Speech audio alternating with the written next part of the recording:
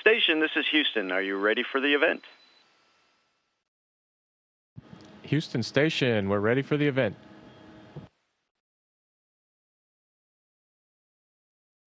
Military Times, this is Mission Control Houston. Please call station for a voice check. Station, this is the Military Times. How do you hear me? Loud and clear, Military Times. Hello, great to be with you today, and welcome aboard to the International Space Station. Hi, Commander Cassidy. This is Tony Lombardo, the managing editor of Navy Times. Thanks for agreeing to talk with us today. My first question. Yeah, my pleasure, Tony. It's great to be with you. My first question to you is, can you take just a minute and explain to me what a typical day in the life at the space station is like? What kind of job are you doing up there? Yeah, exactly. So we wake up around 6 or so, and we have a morning daily conference with the ground teams around the world at roughly 7:15, 7:30. In that first hour is all the normal things you do on Earth. You know, wake up, go to the bathroom, clean yourself up, eat some things, and prepare a little reading for what you're about to tackle for the day. And then during the day, we close out the day at 7:30 p.m. with another daily conference. In between that time, we're doing science experiments, our personal health and fitness with a couple hours of exercise, eating lunch, and maintenance on the space station, and any other things that come up unplanned that need attention. And then we wrap up the day what we call pre-sleep, and that's analogous to the time that you spend on Earth after you finish work and you drive home, you go to the grocery store, you go home and relax with your family, watch some TV, read a book, and then go to bed. And we have a couple of hours of that in the evening where we typically look out the window and talk with each other and things like this. So that's our day. And we go to bed around 10:30 at night. Okay. As a Navy SEAL, you're up there representing the Defense Department. How would you say what you're doing is advancing the U.S. military mission? Well, if you look at the astronaut office, we're about half military, half civilian. So any given time, you'll have a military uniform wearing astronaut up here. In fact, not only from the United States, but my crewmate Luca Parmitano is an Italian Air Force officer and pilot. So, you know, what we're doing up here is not necessarily military in nature, but I think what the military brings is pretty substantial to being a good crewmate, an effective astronaut, and understanding how to work in an operational environment. Because that's what we have here is an operational environment. We're every day doing things that could impact the health of the station, or in some cases our own personal health, and to be able to understand all that and talk on the radio and work with the ground teams is very much what we're used to from our military training. You mentioned your Italian crewmate. What other foreign countries are represented up there, and what specifically are you learning from them? Yeah, that's a good question. So right now on board, we have myself and Karen Nyberg, our NASA U.S. astronauts. Luca Parmitano is an Italian astronaut from the European Space Agency, and we have 3 Russian cosmonauts, Pavel, Fyodor, and Sasha. And all together, what we learn together is just interaction, good interaction. Much like if you do a joint training exercise or go into a joint combined task force or something overseas, you realize that everybody speaks a little bit differently in their own language, and maybe their acronyms are different, but when you get down to the individual soldier, sailor, airman, or in this case, astronaut, cosmonaut, we're all cut from the same breed, and we all have the same sense of humor, and we're all just trying to get through our day without making mistakes and doing the best we can. And that's the bottom line. That's what I've learned, is that internationally, we're all training for the same mission, and we're basically the same guys. We're in slightly different uniforms and with different accents. Okay. What career advice would you offer to a service member looking to get into the space program? I'm often asked that, and the best advice I ever got was to just keep on doing jobs and taking sets of orders that you're satisfied with within your military career, because when you do that, you'll tend to do them well, and you'll enjoy your military career, and if by the chance you get selected to come to become an astronaut and work in the space program, then that's all great, but that's based on a foundation of hard work and doing well in your military chosen career field. And that was the case with me. I really enjoyed my time in the SEAL teams. And I knew that it was a long shot to get selected. During my interview process, I realized just how many really, really good people there are out there, and I just was really lucky to get picked.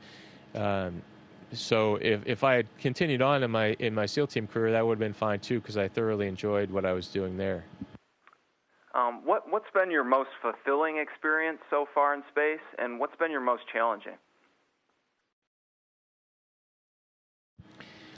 Wow, that's a good question. I think the most fulfilling and most challenging could be the same thing. And I personally really enjoy the spacewalks that I've done, and I feel very privileged that I've been able to be a part of 3 since I've been up here on this particular mission.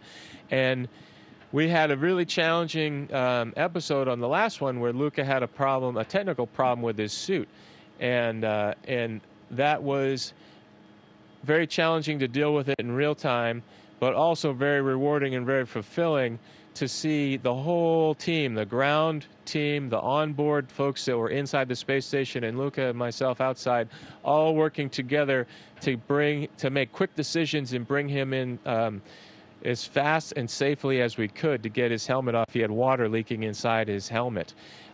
So that was a really challenging situation, and in retrospect, one of the more rewarding and fulfilling ones I've had.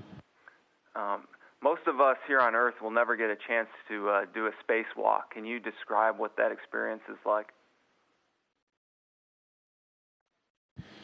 Well, first and foremost, if you took your toes and went to the top of a skyscraper and put your toes over the edge of the skyscraper and leaned over, your brain would tell you, "What are you doing? You're crazy. Back off. You're going to fall."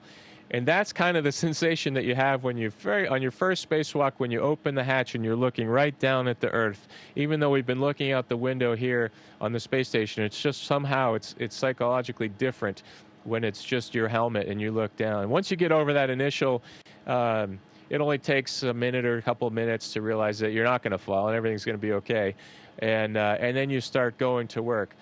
And there's a very refined timeline, a script of the pace of work that we need to do. So in the back of your mind, you're always thinking, are we working on the timeline? Are we ahead? Are we behind? What do we have ahead of us? What challenges could be there? And so for me, it was a lot like in some of the missions that I've done in my military career, where if things are going well, you're always in your back of your mind thinking, all right, what is around the corner that's going to prevent us from finishing? What little gotcha have we not thought about? And how can we posture ourselves to deal with that quickly and still get all of our jobs done? And that's kind of the mindset that I have during spacewalks. And then every now and then I have to stop and relax and just look and see and take in the breathtaking beauty of where I am, out with one hand on the very far edge of the port side of the space station, for example, looking all the way down across the space station and down to the Earth, and trying to capture that in my mental picture, in my mind's eye, to capture forever and ever. Okay, Commander. Well, thank you very much for your time. I appreciate it, and this has been great. Thank you. Thank you very much. And thanks for the reporting on the Navy Times. I enjoy that magazine a lot. Okay. Stay safe up there. Station, this is Houston ACR. That concludes the Military Times portion of the event. Please stand by for a voice check from WBUR-FM. And station, this is WBUR-FM. How do you hear me? Hello there in Boston. Great to be with you, and welcome aboard the International Space Station. Hey, Commander Cassidy, it's Anthony Brooks in Boston. Thanks so much for joining us today. We're very grateful to have you. And I got to say, this is the first time my voice has been in outer space, as far as I know. So I'm very excited about this interview. Well, Anthony, it sounds just like it does in Boston, I think. Let me ask you this, Commander Cassidy. When you return home next month, you will have been in space for 6 months, which is, I think, hard for a lot of people on Earth to imagine what that feels like. What's the biggest challenge about being away from Earth for so long? Well, there's several ways to answer that question. One is on the personal level. You know, we miss our family and friends and our loved ones on the ground, and that's a big part of it. We're all of us that are up here when it's time to return. That's one of the first things we think about is our family, friends, and loved ones. Second to that would be some of the pleasant things that each of us have on Earth. For me, it's been the summertime right now, so I realize that I've missed the smell of fresh cut grass and just being outside in the summertime and going to the beach and that sort of thing. So those types of things that you can just do on Earth are a few of the examples that I'm really looking forward to when I get back. Commander Cassidy, quick question. You know, we're following where you are right now online, and I think when I started talking to you, you were somewhere over Senegal. I'm wondering if you can just give me a sense of your view. What are you seeing? What do you see when you look out the window? Well, right this second, I don't exactly know, but for instance, the best way for me to describe it is if you don't see the whole entire Earth. We're about 250 miles above the surface of the Earth.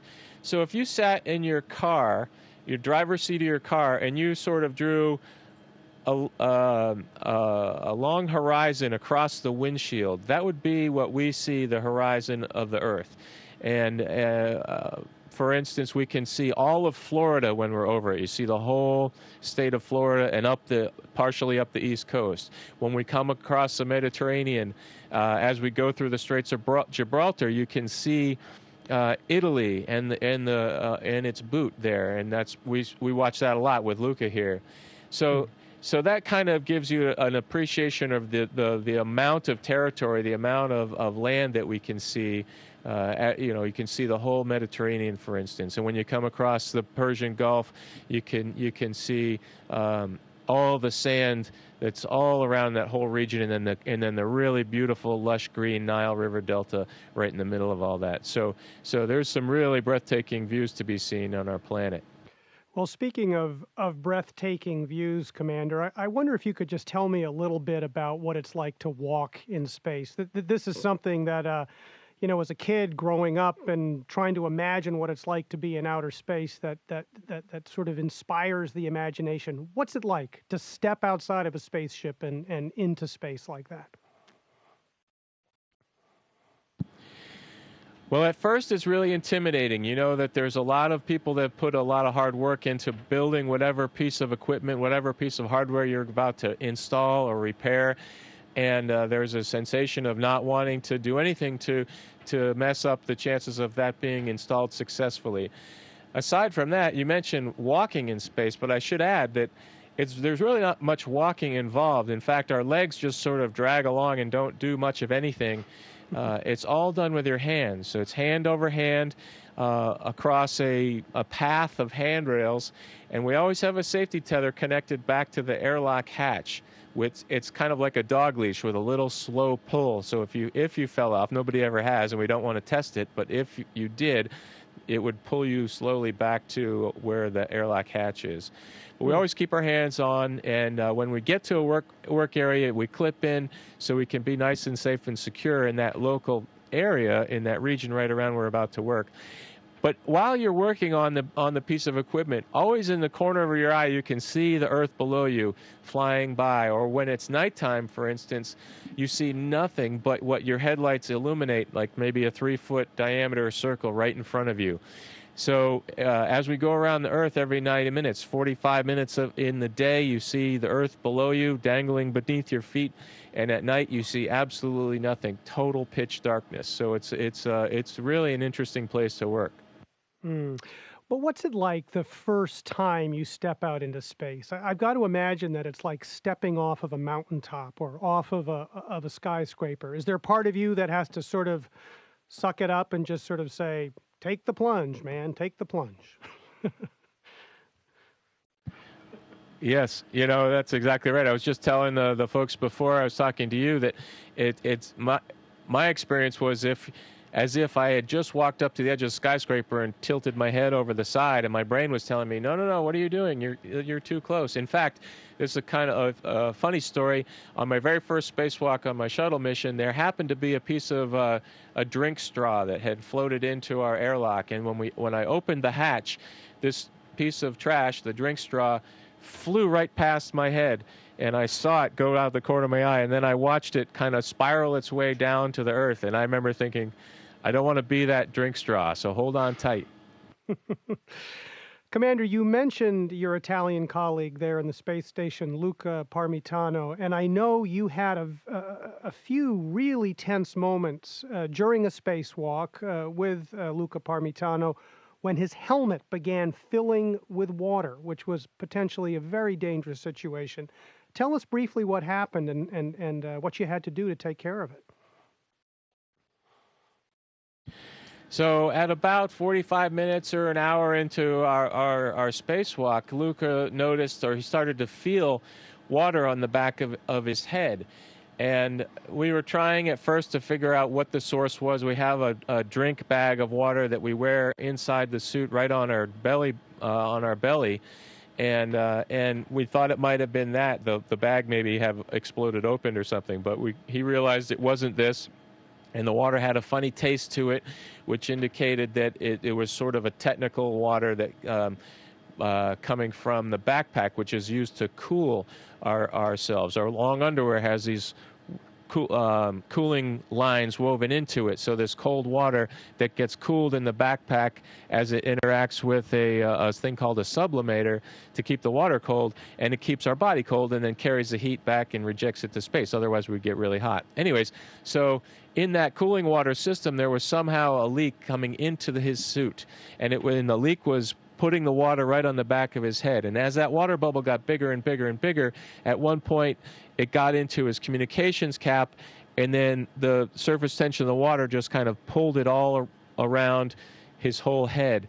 And though that same surface tension kept the water bubble on his head instead of that water floating around inside the comm cap. Well, as the water grew, it started to go over his eyes and his ears and eventually got close to his nose and then onto his nose once we got into the airlock.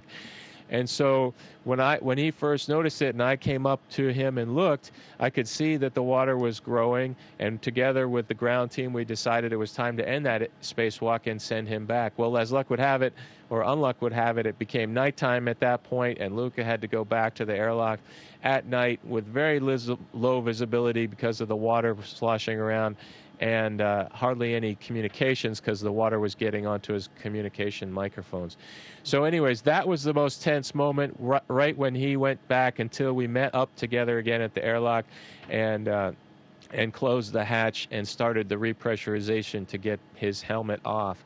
And we were communicating to each other with hand signals because he couldn't talk very well.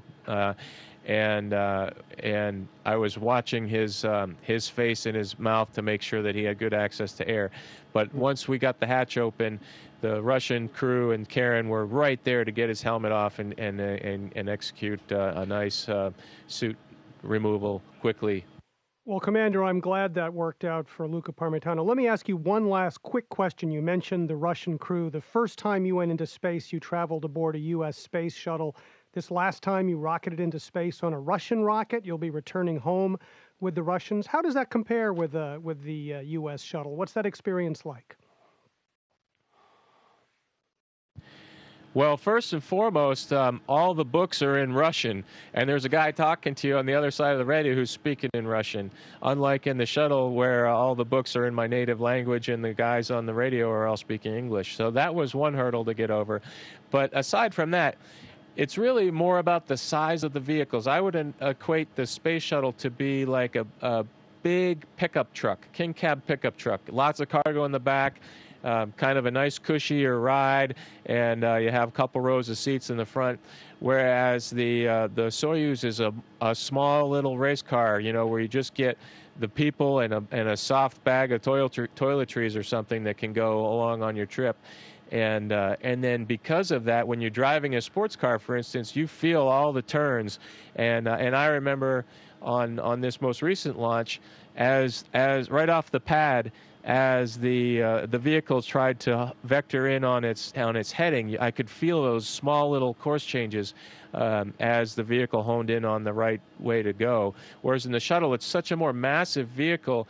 I don't remember feeling those quick nuances in the heading changes. So quite different because of the mass of the vehicle. And then coming home will be a lot different because we'll land under parachute in the Soyuz, and on the space shuttle it was much like an aircraft landing with wings on the runway. So a couple key differences. Neither one is more right or wrong, they're just different. And I'm really thankful to have both experiences. Well, Navy Commander Chris Cassidy, he's from York, Maine. He's the flight engineer aboard the International Space Station. Commander Cassidy, thanks so much for joining us. Stay safe and safe travels, and maybe we'll talk to you when you get back to Earth in September. Okay, my pleasure. Great talking to you again, and go Patriots. All right. Station, this is Houston ACR. Thank you. That concludes the event. Thank you, Military Times and WBUR-FM. Station, we are now resuming operational audio communications.